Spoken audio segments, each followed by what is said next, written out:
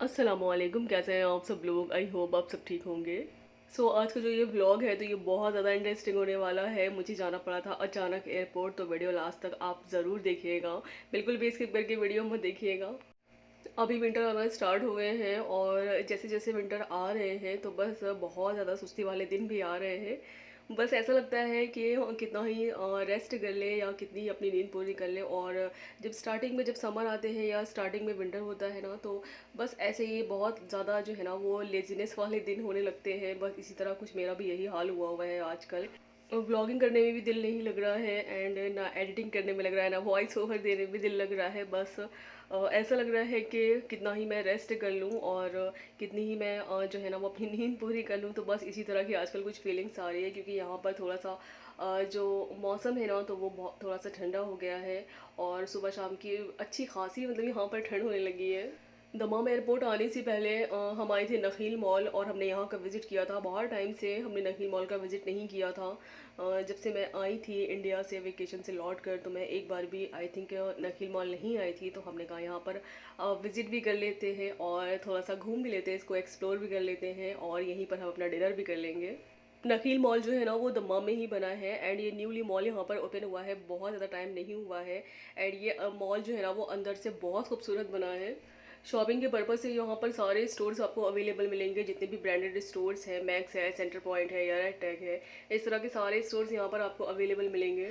And जितने भी branded stores हैं परफ्यूम्स के या वॉच के या एक्स वाई जेड जो भी आपको चाहिए हो ब्रांडेड, जो भी आपको चीज़ें यहाँ पर कलेक्ट करनी हो, तो यहाँ पे सारे स्टोर्स आपको ईजिली अवेलेबल मिलेंगे। मैं इस मॉल को पूरा विजिट नहीं कर पाई थी, एक्सप्लोर नहीं कर पाई थी, क्योंकि ये बहुत बिग एरिया में मॉल बना है और बहुत सारे यहाँ पर स्टोर्स हैं and food court family section भी है यहाँ पर। अगर आपको डिनर करना है या आपको जो भी खाना है ना, तो यहाँ पर आपको ईजिली अवेलेबल मिलेगा। बहुत सारे यहाँ पर फूड कोर्ट फैमिली सेक्शन है। एंड ये इनका जो फाउंटेन एरिया है ना, तो ये बहुत खूबसूरत बना है, लिटरली यकीन करिए।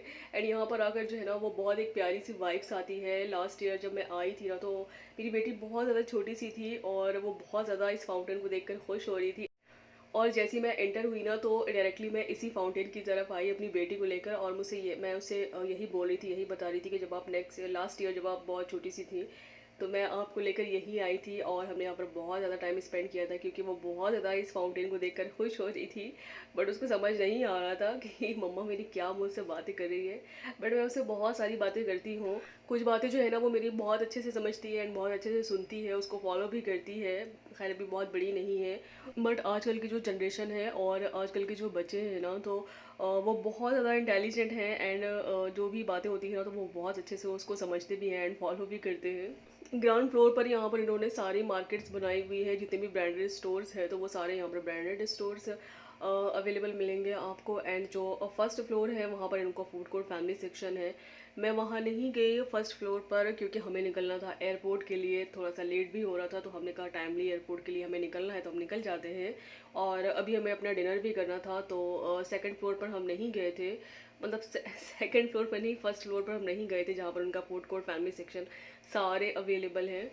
और नखील मॉल में ही नैंडोज बना हुआ है और इनके जो है ना आउटसाइड इन्होंने इस तरह की बहुत सारी चेयर्स एंड टेबल्स इन्होंने यहाँ पर ऐसी तरह से डेकोरेट करके रखे हैं। और मौसम भी बहुत अच्छा था, तो हमने कहा यहीं पर हम डिनर अपना इंजॉय करते हैं। हम अंदर भी नहीं गए थे, क्योंकि जब लास्ट टाइम आए थे तो हमने अंदर अपना लंच इंजॉय किया था। तो हमने कहा कि अभी मौसम बहुत अच्छा हो गया है, तो चलो वेदर भी इंजॉय करते हैं। और ये जो व्यू था ना, तो ये बहुत ज़्यादा खूबसूरत था।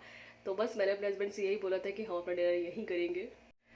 और ये इनकी टेबल्स पर जो इस तरह की लाइट्स रखी हुई थी ना, तो मेरी बेटी इतना ज़्यादा खुश हो गई थी इस लाइट्स को देखकर।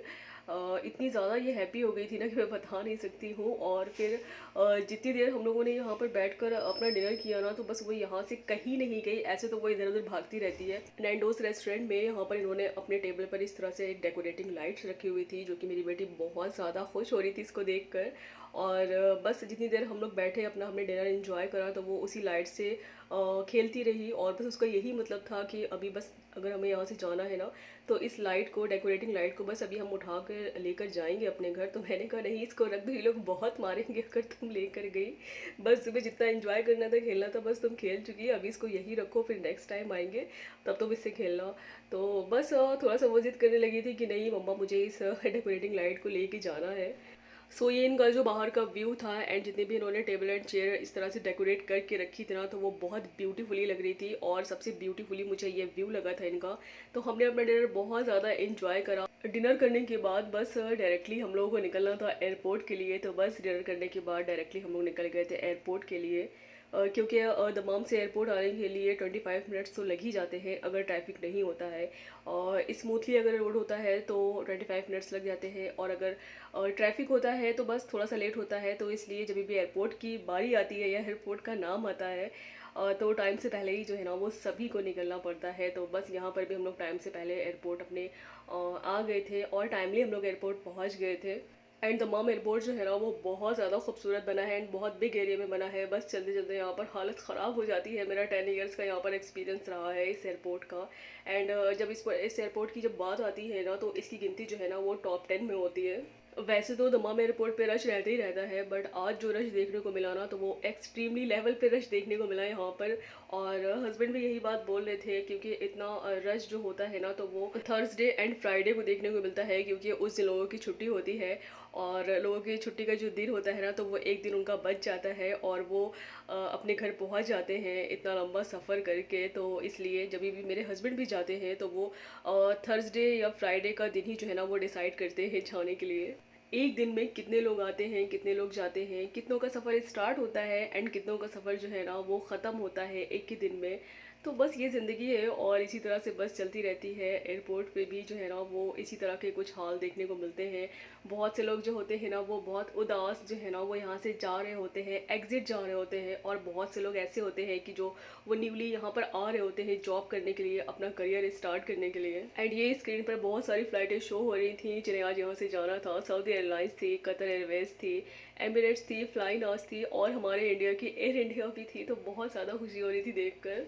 इधर मैं जैसे ही ऊपर आई ना तो यहाँ पर मुझे सबसे पहले प्रेयर एरिया दिखा, और वो उन्होंने प्रेयर एरिया इतना खूबसूरत बनाया हुआ है। और जिन लोगों को भी नमाज़ पढ़नी होती है ना तो वो वहाँ पर जाके नमाज़ अपनी अदा कर सकते हैं। इधर मैं आ गई थी वॉशरूम एरिया की तरफ, क्योंकि मुझे अपनी बेटी का नैपी चेंज कराना था। तो बस मैंने जल्दी से उसका नैपी चेंज करा दिया था। और वॉशरूम इतना ज़्यादा खूबसूरत बना था, इतना नीट एंड क्लीन था, बहुत ज़्यादा हाइजीनिक था और इतनी अच्छी स्मेल आ रही थी ना जैसे मैं एंटर हुई यहाँ पर। तो मुझे ऐसा फील हुआ कि यहाँ पर इन्होंने ऊद जलाया हुआ है। ऊद की मुझे बहुत ज़्यादा स्मेल लग रही थी। अच्छा, मैं आपको रीज़न बताती हूँ कि रैंडमली मैं एयरपोर्ट क्यों आई थी। तो मैं एयरपोर्ट इसलिए आई थी क्योंकि मेरी एक फ्रेंड है और वो यहाँ पर विज़िट वीज़ा पर आई थी। उन्होंने 3 मंथ्स का यहाँ पर स्टे किया था। उनकी इस दिन की आज फ़्लाइट थी, तो उनका लास्ट डे था आज। तो बस मैं उनसे मिलने गई थी एयरपोर्ट। मेरी जो फ्रेंड है तो वो एज अ डॉक्टर भी है और साथ में वो हाउस वाइफ भी है। तो वो यहाँ पर सऊदी अरेबिया में आई थी, उन्हें इंटरव्यूज़ देने थे, वो जॉब के लिए अप्लाई करने के लिए आई थी।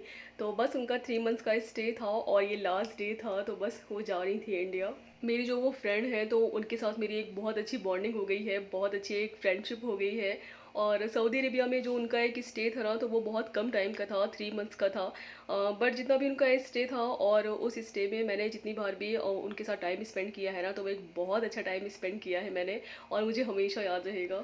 जब कोई हमारा अपना आता है तो कितना अच्छा लगता है ना, हमें कितनी ज़्यादा एक्साइटमेंट होती है ना कि चलो साथ में बहुत सारी मस्ती करेंगे, यहाँ घूमेंगे वहाँ घूमेंगे।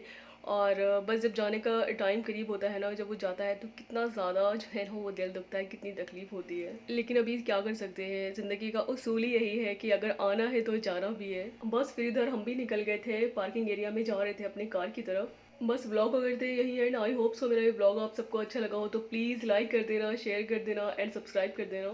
मैंने अपने लास्ट वीडियो में बोला था कि जो मेरा नेक्स्ट व्लॉग होगा तो वो बहरीन का होगा, तो मैं आज तो अपलोड नहीं कर पाई। और जो नेक्स्ट व्लॉग अब होगा कल का तो वो बहरीन का होगा, तो आप लोग ज़रूर वॉच करना। मुझे अपनी बहुत सारी दुआओं में आप सब लोग ज़रूर याद रखिएगा। अल्लाह हाफिज़।